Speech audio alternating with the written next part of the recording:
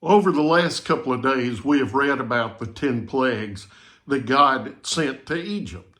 First of all, he turned the water into blood.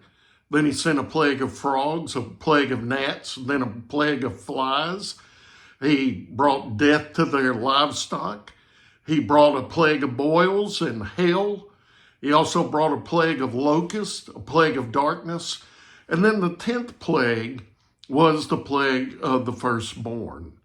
And all of these plagues were devastating because they all show a rejection of certain Egyptian gods. And plague number 10 was probably, had to be the most brutal of the plagues of them all. And so let me read to you Exodus chapter 12, verse 5 through 13. You must have an unblemished animal, a year-old male. You may take it from either the sheep or the goats, and you are to keep it until the 14th day of the month. Then the whole assembly of the community of Israel will slaughter these animals at twilight. They must take some of the blood and put it on the 2 doorposts and the lintel of the houses where they eat them.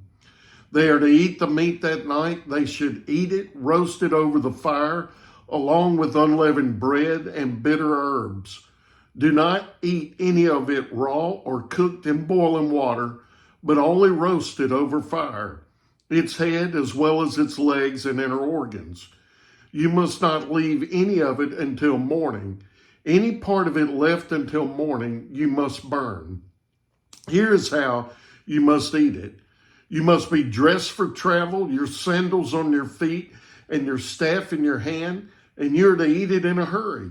It is the Lord's Passover. I will pass through the land of Egypt on the night and strike every firstborn male in the land of Egypt, both people and animals. I am the Lord. I will execute judgment against all the gods of Egypt. And the blood of the houses where you are staying will be a distinguishing mark for you. When I see the blood, I will pass over you. And no plague will be among you to destroy you when I strike the land of Egypt. Every home was affected with this that did not have the blood as well. We go to verse 30 and we see that.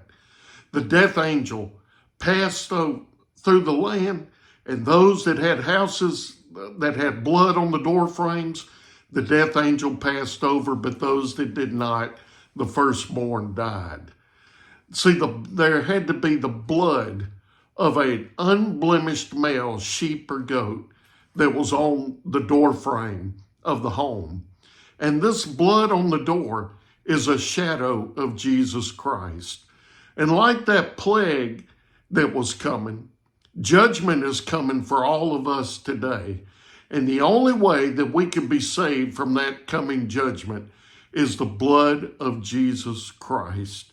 We need to be free from the burden of sin, free from the wrath of sin. And the only way that we can be free from that is the power that is in the blood of Jesus Christ. Hope you join me again tomorrow.